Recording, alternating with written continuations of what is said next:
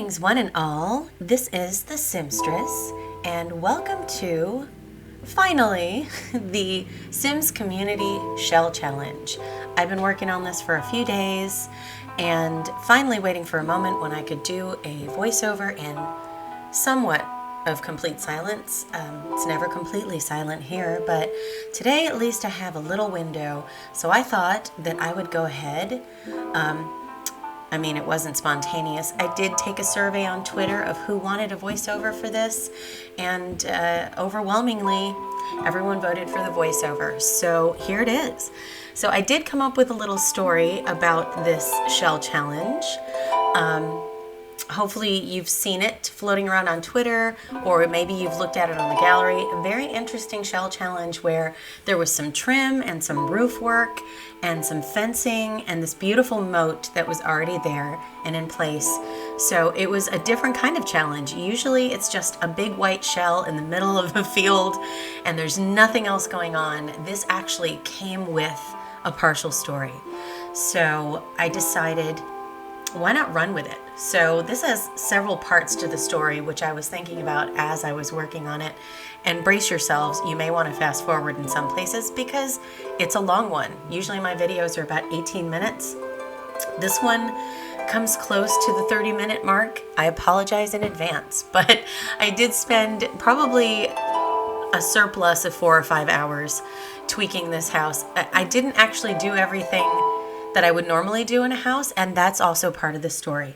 So let me go ahead and start here. So you can see I did, with permission from the Sims community, make some changes to the roofing. I didn't touch the attic with the lovely window inserts that were there, but I did make use of all the other little pieces that were added and made it a little more castle-like. So in my mind, this build, it was a rundown castle at some point that, was crumbling. There were just holes for windows. It was extremely old.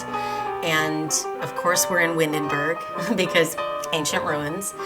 And someone came along in the Victorian era and did some renovation, added some of the more Gothic aspects, the Gothic revival aspects, like the window casings and some of the other things that you'll see around, and some of the things inside the home that maybe are a remnant of that, the space allotted for certain rooms, that kind of thing. So I tried to use that to my advantage, and I started out treating it as if someone had moved into this kind of derelict house and made some renovations, and then very shortly afterwards kind of abandoned it and left it that way. So we have a new couple coming in, let's say, 1980s, and it's a husband and wife. They do not have children and they like to travel. They stumbled upon this building and they decided that they absolutely loved it. So let me break it down. The husband is the sensible one in this couple. He wanted to keep everything as authentic as possible, and he really wanted to preserve the history of the space and the town and the land around it and all of this ancient history that was there. But somehow his wife didn't agree with that position. His missus tended to be the kind of woman who would put big gold drapes in a room and huge lamps and just gaudy furniture, big pillows, shag carpeting, that kind of person. So when she got hands on this place, it ceased to be a castle or a Gothic mansion, although some of those details do remain. Her husband won a few battles with the furniture and was able to keep some of the more classic styling, but there are places where they're not quite done renovating.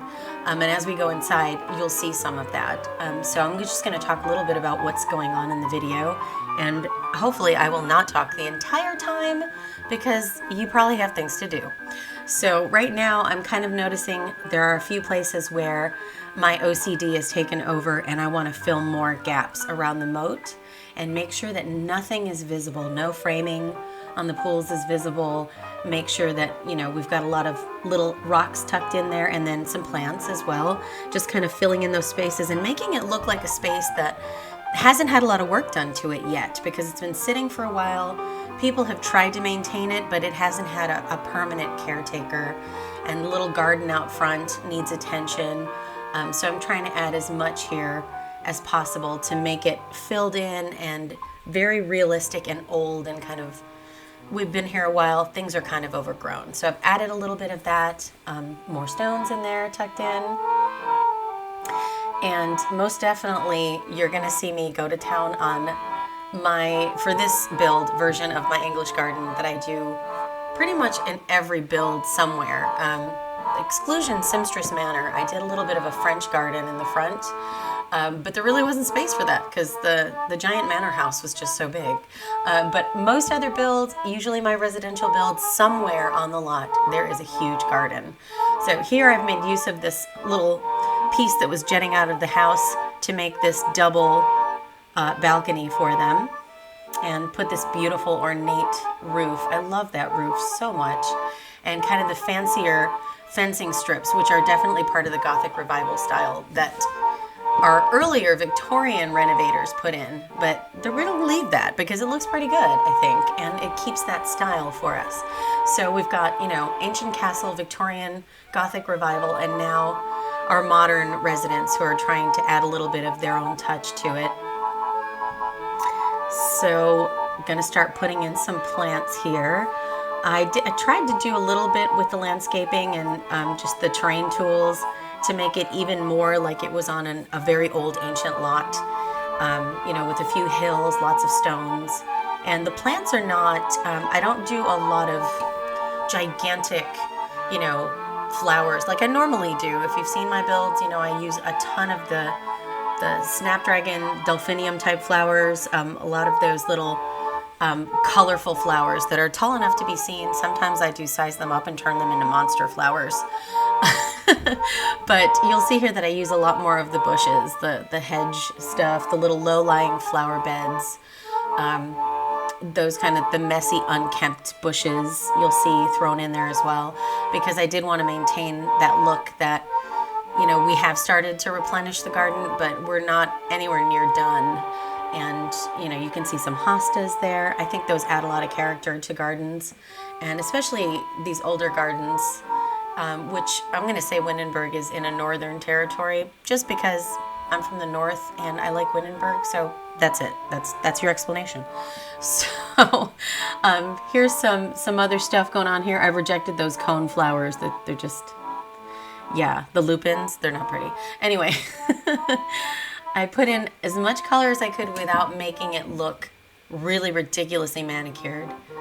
And here we are doing this kind of side yard near the front entrance. Really near the front entrance is where I went like whole hog and just put as much as I could, but still lots of low-lying stuff that looked like it could have grown there by itself, and then they supplemented what was there with some other plants, but nothing that looks polished by any means, except, maybe those hostas. It was a lot of fun adding these instead of my usual, but I did pack every square inch of the area. That is my usual, because I needed it to look like it was once a really beautiful garden, and it is somewhat overgrown now. So, okay, we're looking at a tree. Okay, there we go. Would have thought I would have cut that one out with all that editing that I did, but I guess I didn't. So here we are doing a little bit more of this. I love these huge, like sprawling vines on the ground with the beautiful, ornate, colorful leaves. Those are beautiful. So there's a lot of this because I really like my garden process. I know it's probably nothing special, but I have had several people, definitely fan number one, my mom. Hey, Mom. Loves the gardens and watching the placement of the gardens. So if you're bored by this, fast forward a little bit, and you'll catch the inside of the house, which is, it's a work in progress. Like I said, it's not fully decorated in every single room. Some rooms are quite beautiful. Some rooms are borderline gaudy because the wife got her hands on it. And other spaces are not completely finished because they've only started renovating and cannot agree on a style, which sounds realistic, right?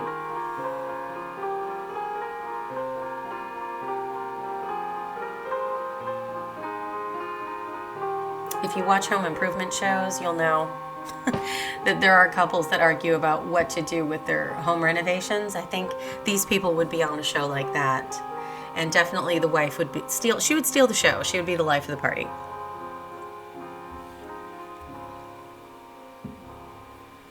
Admittedly, we could have cut pretty much all of the garden stuff out, but I just love it so much that I figured I would leave it in.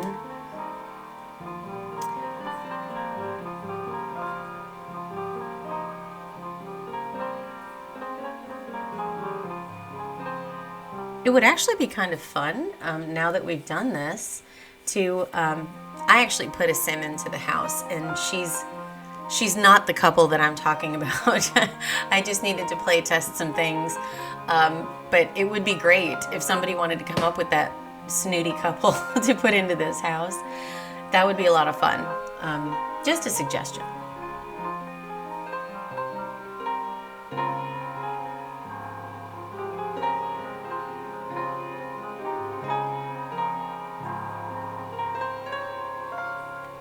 Didn't use a lot of hollyhocks. Those are usually my favorite, but I didn't. I tried to keep it a little bit more relaxed.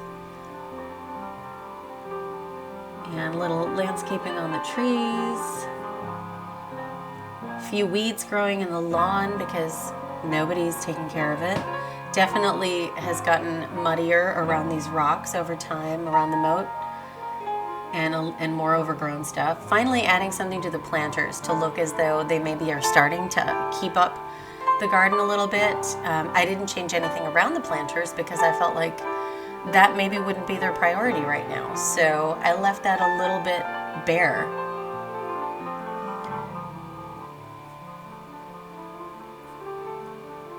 Didn't realize while I was doing it that I had all of these thoughts in my head, but I definitely did. So here I am laying in this little kind of messy path with, you know, these maybe flagstones that have been washed over with rain and mud over time, and just a muddy path of where people have walked through the grass and made it bare. You wouldn't think it's the current people, maybe people who work for them, because I can't see Mrs. Snooty going over there and taking care of the garden and planting sunflowers. But anyway, I'm hoping that you guys aren't bored by this because it is pretty long, and I did spend a considerable amount of time on the outside, which may or may not be anybody else's desire. I know a lot of people don't like to spend a lot of time on landscaping.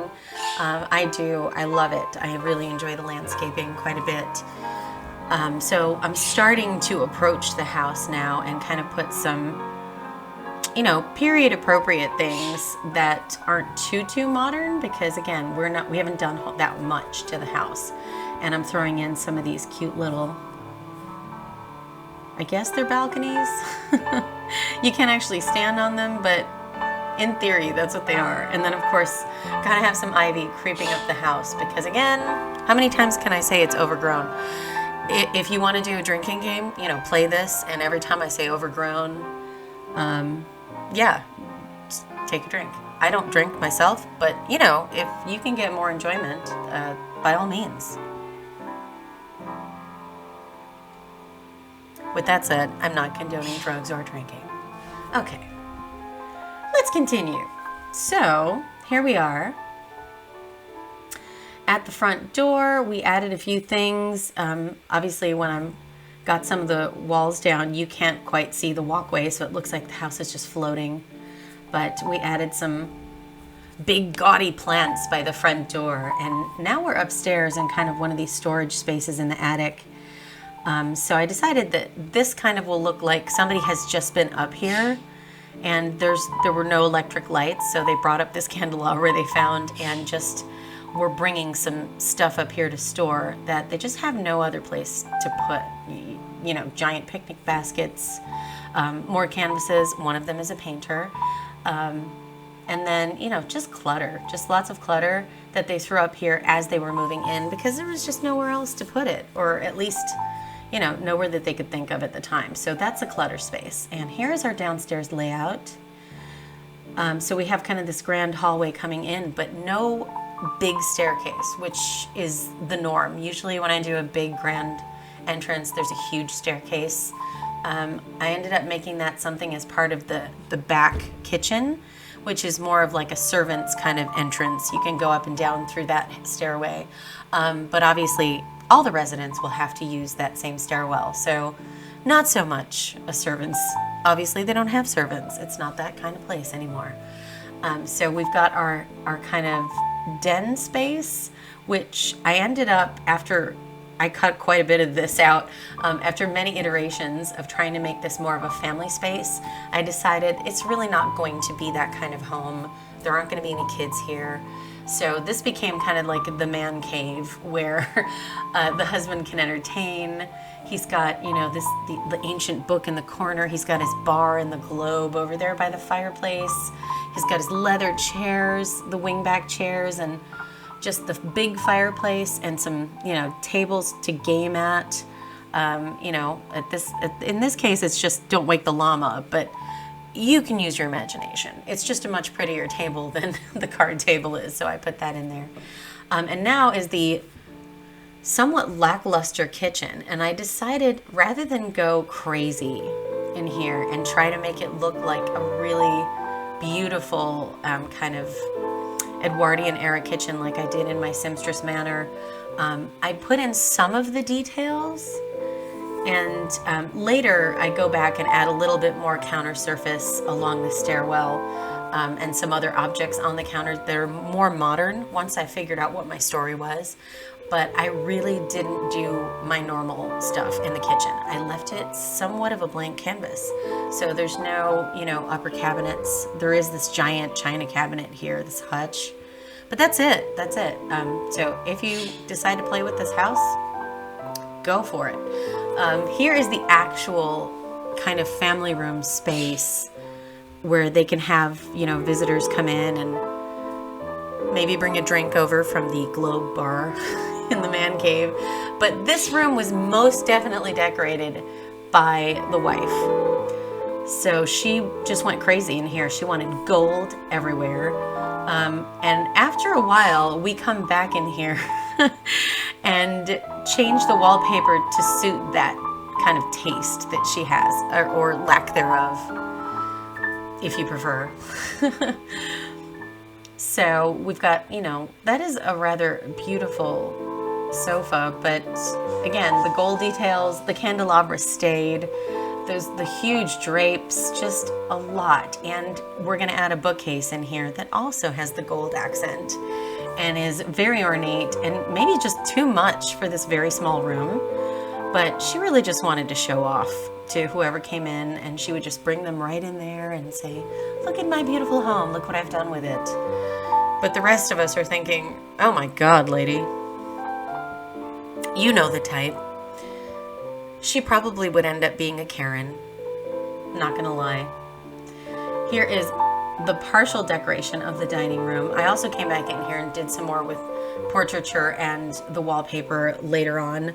Just added some chairs, decided I hated them.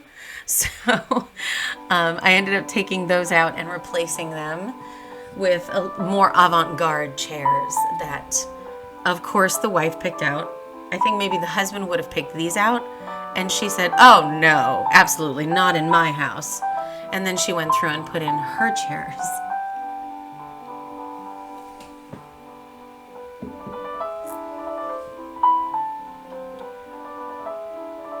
Yeah, better for her. And of course we have to put the quintessential checkerboard floor. Love it. Love the red, white, and black. Something classy about that combo, even though when you wear those colors, they don't look so good. And there is the wallpaper that just pushed that room over the top. Now we're gonna go upstairs and do a little, don't worry, there are screenshots later that capture the full glory of her artistry in this interior decorating. Upstairs, I think her husband had a little bit of a say about how to decorate some of the upstairs rooms. Over here, I did create what were going to be 2 bathrooms, and indeed they're going to look like that when you see them now in the video. There's the main bathroom. Again, small house. converted from an old castle to a Victorian home with very small rooms. They did what they could to kind of open that up, but still their master bath is not very big, and it's way down the hall from the master bedroom. In fact, the only bedroom in the house. So that room is going to be very nice, but also I'm putting up these kind of temporary lights to decide what I want to do and be able to see while I'm building. But I built that second, quote, bathroom. It ends up becoming a dressing room for the wife. And you'll see a screenshot of it at the end. But while I'm building, I'm making a second bathroom. And I'm thinking, there's only 2 of them. And, even if they have guests, really, do they need a second bathroom? She, however, does not have a closet or a wardrobe or an armoire. So I thought I would go ahead and put all of that, her vanity and her wardrobe, in that little room and turn it into a dressing room. So you'll see that at the very end, that becomes her private dressing area. I'm sure if anybody else tries to go in there, she'll yell at them. Maybe she just should be called Karen. Let's call her Karen. And her husband, I don't know, what would we call him? It would have to be a modest name. Richard. Let's call him Richard. Richard and Karen. These people don't exist. This is all in my head right now. But this is what you asked for, folks. My voiceover with my story. So I am just running with it. So Richard and Karen. Here's the bathroom that I ended up getting rid of completely and turning into a dressing room. But that's okay. That's how the creative process happens. Didn't want that, got rid of it. Just, found this beautiful towel rack. That looks like something Karen would order. And so, yes, we kept it. Here is the master bedroom, which, okay, so the argument here was, I want to keep it authentic to the history of the house. Can we keep it at least Victorian? And Karen said, yes, but I'm going to pick the bed. So here we are with this ridiculous Gothic bed in this teeny tiny bedroom. Teeny! It's very small. It's a small little bedroom. Sorry, got carried away there for a second. So yeah, they have this huge bed, more candelabras because Karen can, because she can do it, because yeah. So huge drapes, more, kind of more in that like Victorian feel. The couch, more antique kind of furniture in here. But Richard just settled for it because at least he got some say, right? And there's not really room for anything else. They have a little sitting area with the love seat and the chairs, the bed, that's it. Lots of candles. This is what we have in the bedroom. But it is, the wallpaper, of course, is somewhat gaudy. It has like the kind of rose gold. Oh my gosh. Yeah, Karen she's special. So the hallway, almost completely Richard's doing. He selected the portraits, he selected the bookcases, the runner, the little, yeah, we'll see that here. He picked that out. And just the wall, he left it more of a plain color. He didn't want to go gaudy in the hallway. And this has become kind of his makeshift library because he's got his man cave downstairs where he can kind of play, have friends over for drinks. And, when she's in the bedroom and being obnoxious, he comes out here and I'm just assuming that she's nagging him all the time, even when he's trying to sleep. So when they can't sleep or he can't sleep, he comes out here and he reads himself a book by not candlelight. At one point in the build, you'll see me take out all these temporary lights and put in more electric light because I figure that at this point they would have changed a lot of that over and had the house wired, just changed all of that up so that it was safe, up to code, all those things, all those boring things that you have to do when you buy a house. So they've done that upstairs, and you'll see me put in some of these sconces and things and a few modest chandeliers. So obviously Karen did not pick those. So, and of course here's the hallway where we've got the stairwell coming down. Just put a little settee there for them, just in case you're winded when you go up or down the stairs. Sometimes that happens to people. And I decided to go ahead. I wanted the floor to look distressed and old, like they'd had old, like pine boards down, but I decided in the end to change it to a slightly warmer honey color and make it look as if they'd at least refinished the old pine boards, because they're not very big, they're not very wide boards, so they could pass for pine. Can you tell that I grew up watching home improvement shows? Granted, when I'm on the spot like this, doing a non-scripted voiceover, sometimes I freeze up and forget stuff, but yeah, I mean, we're just gonna roll with it. I thought about later how some of this stonework on the balconies was maybe a little too much, would be maybe too heavy, but I think they would have done it. I think they really would have done it. They would have asked their contractor if they could do this and just make it look a little more ostentatious. So there is this entire like entertainment space up here. Why? I don't know. Ask Karen. Okay, here we go, switching out the lights. Still have it as 2 bathrooms, but that's gonna change real fast.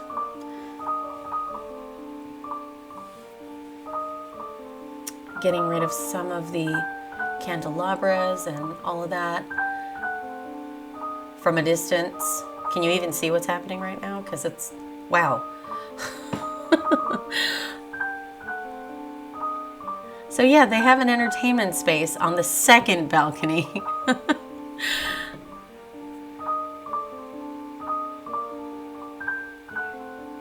don't know, is that like a thing Karen would do, like for her friends, like while the men are downstairs? Let's go up to the ladies' balcony and do ladies' things.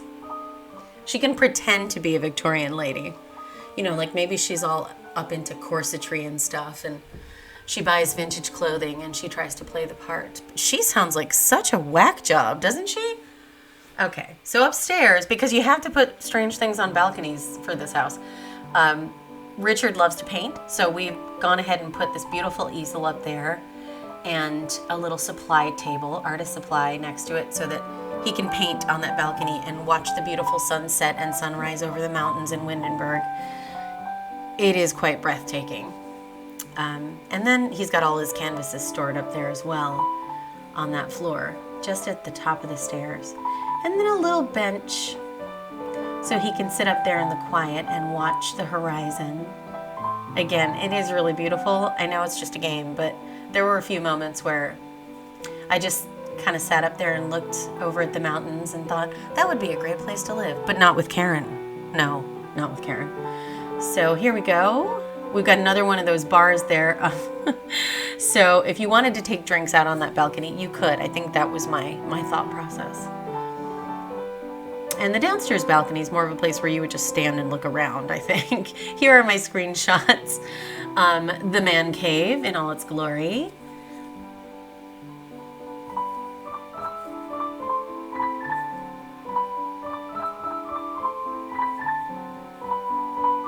Here's our entrance, our foyer.